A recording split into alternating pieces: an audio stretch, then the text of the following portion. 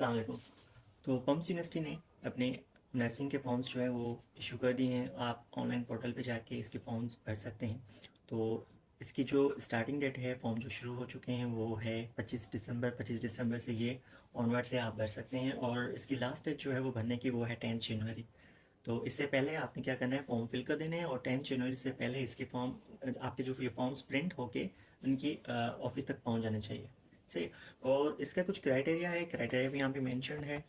Criteria के अंदर आपको 60% चाहिए अगर आप कर रहे हैं डीपीटी या फिर डी फार्मेसी या फिर बीएस इन पब्लिक हेल्थ।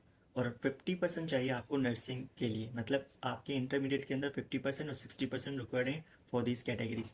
उसके बाद आपने क्या करना है कि अप्लीकेशन फॉर्म जो है वो आपने ऑनलाइन भर देना है। जैसे आप ऑनलाइन भर देंगे उसके बाद आपने भेज देना है इनको ऑफिस के अंदर। और सीट्स जो अलॉट होंगी वो यूँ समझ लें कि आपके सीट्स जो हैं वो डिस्ट्रिक्ट वाइज अलॉट होंगी, मेरिट बेसिस पे अलॉट होंगी। चालान फीस जो है इसकी वो है 3000 जो आपने पेड करनी है। यहाँ पे अकाउंट नंबर गिवन है, ये अकाउंट नंबर आप नोट कर लें। और उसके बाद आपने टाइटल जो लिखना है वो टाइटल लिख के आपने एच पी एल के अंदर जमा करा देना है। और उसके बाद फॉर्म्स जो हैं वो भेज देने हैं। तो प्रोसेस देखते हैं स्टेप बाय स्टेप। और जो डिस्ट्रिक्ट यहाँ पे टैग डिस्ट्रिक्ट है, सही है, डिस्ट्रिक्ट टैग मैं आपको दिखा देता हूँ। यहाँ पे प्रॉस्पेक्टस के अंदर है,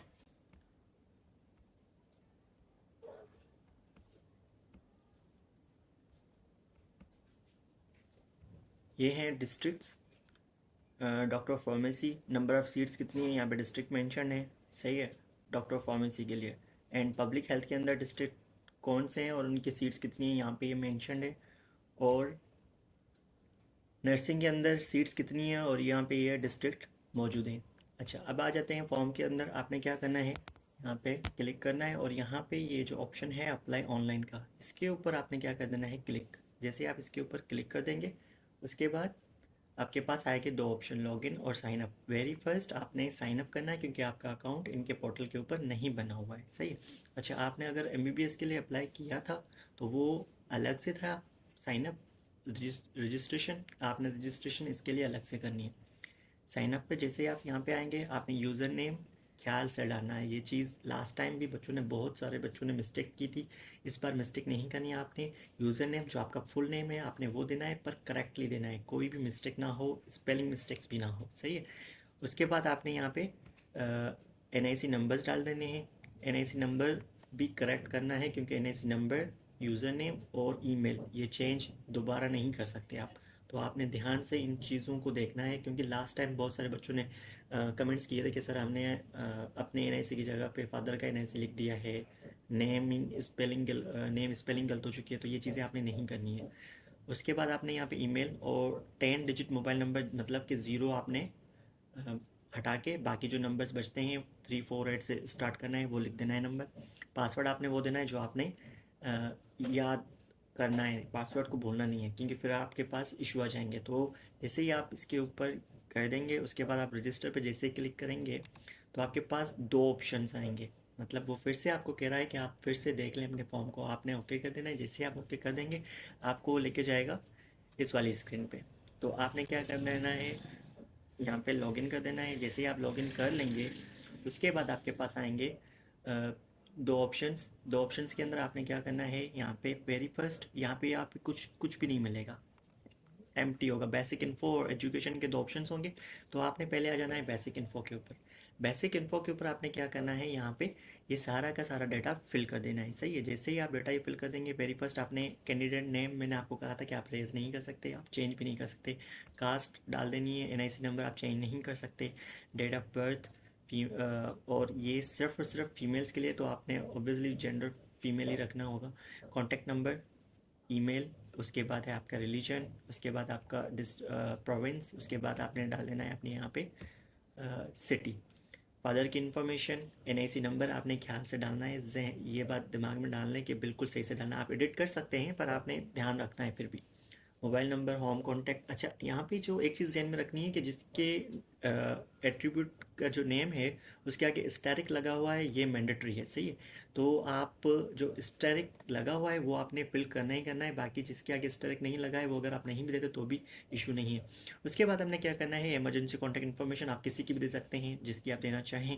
देन आपने क्या करना है, पोस्टल इन्फॉर्मेशन। पोस्टल इन्फॉर्मेशन आपने वो देना है जहाँ आप अपना मतलब कोई आती है पोस्ट वगैरह तो आपने रिसीव कर सकें। सही है, आप किसी भी दुकान का दे दें या फिर घर का दे दें, कोई भी पता ऐसा दे जिसके ऊपर मतलब आपको इजीली रिसीव हो चुके हैं। वैसे भी आपको मतलब पोस्ट ऑफिस वाले फ़ोन कर देते हैं या टीसीएस वाले फ़ोन कर देते हैं तो आपको रिसीव हो जाएगा।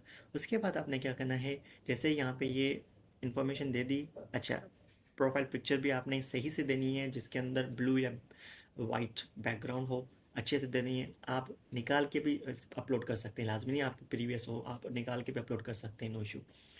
देन आपने क्या करना है, एजुकेशन वाले टैब में जाना है। एजुकेशन टैब में आपने मेट्रिकुलेशन किया तो मेट्रिकुलेशन, ओ लेवल किया तो ओ लेवल, इंटरमीडिएट किया किया है तो इंटरमीडिएट, ए लेवल किया है तो ए लेवल। आपने ये सारी इन्फॉर्मेशन डाल देनी है कि आपने पास कब किया, सीट नंबर क्या था, रिजल्ट डेट क्या थी। आपकी रिजल्ट डेट आपको वैसे ही मतलब अनाउंस होती है, वो वाले डाल सकते हैं, और वैसे भी आपके मार्कशीट के ऊपर वो रिजल्ट डेट लिखी हुई होती है, आप वो दे सकते हैं। देन आपने ऑब्टेन मार्क्स, टोटल मार्क्स ये डाल के उसके बाद आपने सिलेक्ट मार्कशीट के ऊपर, ये मैंडेटरी फील्ड है, आप जैसे इसके ऊपर क्लिक करेंगे ये आपसे मतलब जो पिक्चर है सिलेक्ट करने को बोलेगा। पिक्चर आपने यूज़ करना है कैम स्कैनर। कैम स्कैनर एक एप्लीकेशन आती है मोबाइल एंड्रॉयड के लिए, उसके थ्रू आपने ये फ़ोटो निकाल के अपनी गैलरी में सेव कर देनी है, और उसके बाद आपने यहाँ से मार्कशीट और इंटर की मार्कशीट अपलोड कर देनी है। जैसे ही यहाँ पे आप सेव एंड नेक्स्ट कर देंगे, देन आपके पास आ जाएगा, खुल जाएगा डैशबोर्ड। डैशबोर्ड के ऊपर जैसे ही आप आएंगे तो आपको यहाँ पे मिलेगा ऑप्शन अप्लाई करने के लिए। सही है, अप्लाई के अंदर जैसे ही आप यहाँ पे क्लिक करेंगे तो आप देखेंगे आपको 4 फील्ड्स मिलेंगी। आप उनमें से 4 फील्ड्स में से कोई सी, अच्छा कोई सा भी मतलब ये है कि आप चारों के चारों सिलेक्ट कर दें, कोई इशू नहीं होगा। जैसे आप उन चारों को सिलेक्ट कर देंगे, देन आपने कर देना है अप्लाई। अप्लाई पे जैसे ही आप क्लिक करेंगे फिर आपके पास यहाँ पे एक ऑप्शन आएगा जो कि होगा प्रिंट चालान का। सही है, जैसे ही आप प्रिंट चालान कर देंगे उसके बाद आपके पास चालान चालान मिल जाएगा, और उस चालान को आपने क्या करना है, उस चालान जो आपने एचपीएल के अंदर पैड कर देना है। जब आप चालान पैड कर देंगे उसके बाद आपके पास यहाँ पे आएगा अपलोड चालान। अपलोड चालान के ऊपर आप यहाँ पे दूसरा ऑप्शन होगा, क्लिक करेंगे। जैसे ही आप अपलोड चालान पे क्लिक कर देंगे उसके बाद आपके पास ऑप्शन आएगा प्रिंट फॉर्म का।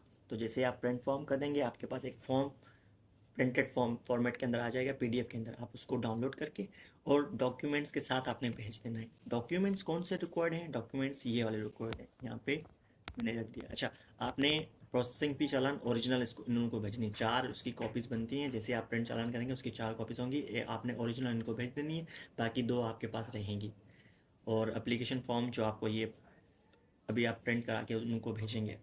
सही है, और डॉक्यूमेंट सारे के सारे अटेस्टेड होने चाहिए, ये नेसेसरी है। और यहाँ पे ये सारे के सारे मेंशन है, और आपने ये जहन में रखना है कि 10 जनवरी से पहले ही आपने उनको सबमिट कर देना है। अच्छा, एक और बात मैं आपसे ये कहना चाहता हूँ कि देखें, हम सबको पता है कि एमबीबीएस का रिज़ल्ट अभी लास्ट टाइम क्या आया है।